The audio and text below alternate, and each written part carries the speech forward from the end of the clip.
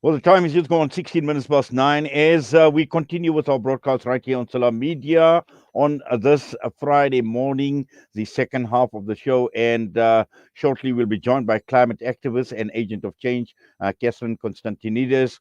We also have got Islamic Relief South Africa, the Gaza emergency update coming through, and also an event that is taking place next Wednesday, which is the 6th of December, the Call of Gaza conference and a fundraiser.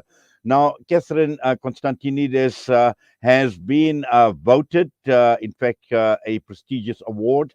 And this award is recognizing her for the Glamour Women of the Year 2023, but also a Humanitarian Game Changer Award. And we were fortunate to have Catherine as part and parcel of the Dr. Matt Gilbert campaign. And she was one of the speakers in Pretoria. Catherine, salam to you and welcome to the show. Assalamu alaikum and Jummah Mubarak. Yes, and we trust and hope that you are well. But upfront, we'd like to congratulate you on this recognition, this Glamour Women of the Year 2023 award, and also this Humanitarian Game Changer. How do you feel about it? Thank you so much. I must tell you, it's nearly a week since the award, and I can still feel, it doesn't feel real. It truly, truly is such an honor and such a privilege to be given such a huge award and recognition. But, you know, I think when your head is on the facing down and you're working on the ground and you're focused on the impact that you're trying to have, you don't always realize that people are watching and that people recognize what you're doing. So an award such as this is truly an honor and it's a privilege. However, I don't take this award for myself or on my own, because this award goes to the people, the endless people that form part of my team, the people who extend themselves to assist and support in making sure that my work is visual through mediums of media, yourself included. Salaamedia has been an incredible opportunity for me to speak about my activism, my humanitarian work, my work on Western Sahara over years. And it is that collective effort that allows us to together take an award such as this, a humanitarian award. It is for the people on the ground, the people at the coalface of war currently. And I constantly think of the humanitarians who have lost their lives in Gaza. And I'm humbled to have this award, but I do not take it alone. And it comes with a great responsibility.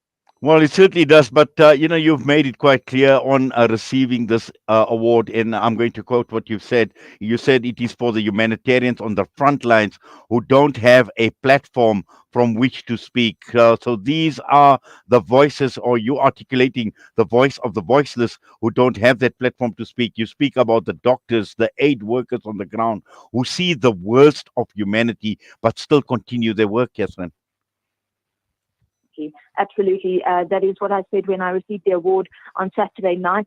But I am really, really, truly humbled that my work would be given such a platform, especially because so often you're hated for saying the things that are the truth, for standing by justice and humanity and fighting for human rights. And so often you are tormented by people in the public because you stand for justice. So to receive an award like this is truly, truly an honor. Yes, and also, Catherine, looking at the type of work that you do and the world that we are living in, and we see so much by way of injustice, by way of deprivation, by way of degradation, people losing their dignity. And for someone like yourself as a humanitarian, just to witness, to be at the cold face, to be on the ground, what does it actually do to a person like yourself? You know, it's very hard. It's really hard, especially when you are, even though I'm humbled and privileged to do the work that I do. And I always say the work I do is God's work. But the things that you see, the stories that you hear, firsthand accounts from people who are being tortured, people who are victims of war crimes. When you listen to their stories, it is hard, but you understand in those moments that God has put you in that place so that you can carry their stories forward. Because as hard as it is to see the worst of humanity, to see how children in our very community still do not have proper school shoes to go to school, or I work with children on a weekly basis that are not eating a meal every day. When you see how we have really, really forgotten what it means to be human, when we have forgotten what the values of our society should look like, it is a massive responsibility, because you see these pains, and not only can you feel them, and I carry that pain with me even when I hear about the stories of torture from women who have been tortured by the Moroccan regime and many other regimes in the world. You carry those stories, but you still have to be strong. So your faith has to be extremely strong. Your belief in what you're doing has to be unwavering, and you have to fight to be brave every single day in order to change the status quo of the people you're fighting for. Yes, and also I think you wear many hats, as a humanitarian, but the other hat, as far as being a climate activist, and it's quite appropriate that we are talking to you right now with COP28 that is taking place in the United Arab Emirates, and I'm sure that you are focusing on what is taking place and what the outcomes are going to be coming out of COP28. Absolutely. And I'm really glad you did mention COP, because the COP is a very important, not only is it an important moment in time for climate, we have seen unprecedented environmental climate catastrophes here in Johannesburg. It was only 2 weeks ago that we saw a hailstorm in parts of Johannesburg that nobody has ever seen before. It brought down a building, a hotel in Rosebank had to be closed down and evacuated because it came down. Part of it, the roof fell in because of the extent of the hailstorm. Now, these are things that we need to remember, that yes, COP28 happening in the UAE currently is the biggest climate gathering to date. However, we need climate action. We cannot just have that we continue to discuss the same things. I have been to many of the COPs over the past 15 years, and it's important for us to look at loss and damage. And this COP specifically has to focus on loss and damage, but be accessible. So there is a fund that is being discussed, and one that is called the Loss and Damage Fund. We need people on the ground, for example, in KZN, the 40,000 people that were affected by the drought, and the relentless, flooding, the relentless flooding in KZN recently. It is those kinds of people and organizations and NGOs on the ground who try to assist people that lose everything in those floods. We need to be able to access this loss and damage fund. It cannot be that there is red tape that continues to keep climate, what is known as climate action or should be known as climate action, it cannot be kept far away from the communities that need it most. So I think this COP is important, but we must also be alive to the fact that we cannot use global platforms such as the climate conference to whitewash what is really going on. We cannot be hosting a climate conference, but on the side, we're investing in dirty energy, or we're trading and ensuring that economic deals are going through, but the degradation of biodiversity is being wiped out at a rate that we will never be able to return from. So I think we must keep ourselves focused when we go into this COP. It's going to be 2 weeks of intense discussion, but once again, civil society remains as the most powerful voice, and we need to keep our leaders accountable, not only to what is being said at COP, what is being agreed to at COP, but the action on the ground back at a local community level. Yes. Now, Catherine, I know you've spoken at many global forums, including the United Nations, and you've had extensive experience in a number of projects that you have been involved in. But the key issue here is to be consistent, to be committed. And I know you have been committed for many, many years in terms of, sustainable development, the humanitarian work that you do as well. And just coming back to South Africa, and I know you've been recognized for your work here in South Africa as well. Just looking at where we are as a country in the nature of the work that you actually do, promoting human rights, the conflicts, all of that, putting all of that into perspective. As South Africans, what more can we do? Is there a lot more that is in store for us? I think that South Africa stands at a very interesting moment in time. Not only do we have a constitution that is extremely robust, it allows rights for the people to, as we have seen in the last, almost 2 months, we can go to the streets, we can protest peacefully, we can publicly say things that even we have freedom of speech. Now we're seeing our constitution play out in those ways, which is extremely powerful. In many parts of the world, people do not have this kind of freedom. But at the same time, we cannot only live a constitution and freedoms that are written beautifully, but they are not actioned. We cannot only have a very strong stance on issues of Western Sahara and Palestine, but not action these either. For example, the recent closure of the Israeli embassy. This is a huge win for us. However, this should not have happened now. This should have happened years ago. So it is the voice of the citizens that continues to push and put pressure on government.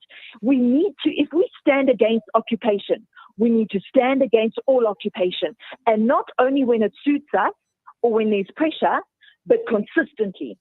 And so I think that as Africans, we're seeing our freedoms play out in a way that is robust, a way that is making sense to us, because we see in different parts of the world when people are doing the same things that we're doing here, they are being condemned, they are being put in jail, they are being arrested.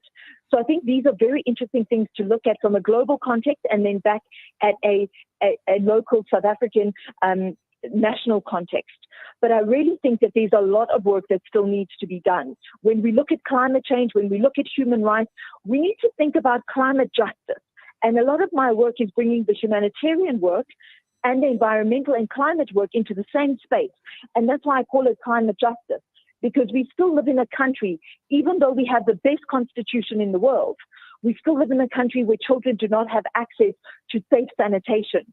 We still live in a country where people do not have access to safe, clean drinking water. People are not living in homes that are sufficient and safe. Living in a time where people do not eat every single day because hunger and poverty are extreme in this country. And so even though we live in our cities, we live in our suburbs, we live in a bubble, we need to start remembering that as South Africans, this is a pinnacle moment. Let us continue to scratch at the surface of what actually is going on. When we see somebody at the corner of the road, the same person that we've seen standing at that robot for the past 10 years, we need to firstly ask ourselves, do we even know his name? Do we connect to him, or do we close ourselves off because crime is a reality in this country and we're scared of everybody? However, that man actually has a story. He stands there on that corner of the road and begs for food or for money because he comes from a circumstances that has created that's where he stands every single day. I think of the pickers, the informal pickers that pull their load of waste in our communities every single day. And often we will complain because they're on the road, they're causing a hazard, they are making an issue on the road for us. But what we don't realize is that man is pulling that waste because he's trying to put a child through university. I deliberately ask the questions and go and get to know the people that I see in my community who are informal pickers or are sitting and begging on the corners. I want to know why. What has life dealt them that's where they've ended up? And I think as South Africans, we have a spirit of Ubuntu that we need to play out every single day, not just when we're rallying behind a cause or rallying behind the success of the Springboks. Let us harness that energy to build our country and to fix the ills that still exist, even if they are in corners that we don't see every single day. Well, Catherine, thank you very much for that. And it's been an absolute pleasure engaging with you this morning and sharing in your success. And once again, congratulations on the award. And I know, you've accepted this award very, very humbly in all humility. And at the end of the day, I think for us at Salaamedia, being focused on humanitarian journalism, so we have a lot in common in terms of, looking at humanity, looking at the worst of humanity, but more importantly, actions that speak louder than words. And we thank you. We appreciate you taking time out this morning, being with us right here on Salaamedia. Thank you so much. And thank you to you, your listeners. But specifically to you, I really just want to also just thank you for the work that you do. Thank you for the opportunities you always give me to share my work. I truly am grateful for you. And I'm so honored that my journey with Salam Media have continued to crisscross over the years, where we are able to support each other. And may the next month of this year be one that really just energizes us, so we may continue into 2024 stronger than ever before. Well, Jazakallah. inshallah, Catherine, jazakallah to you as well. Assalamu alaikum. Salam. Catherine Constantinides with us this morning, and once again, as always, inspiration. And there's just so much that we can actually take from Catherine and the work that she is doing for the benefit of humanity. The time is just gone 9:32. We're going to go for a break. We come back. We'll be talking with Islamic Relief South Africa, their relief effort in Gaza.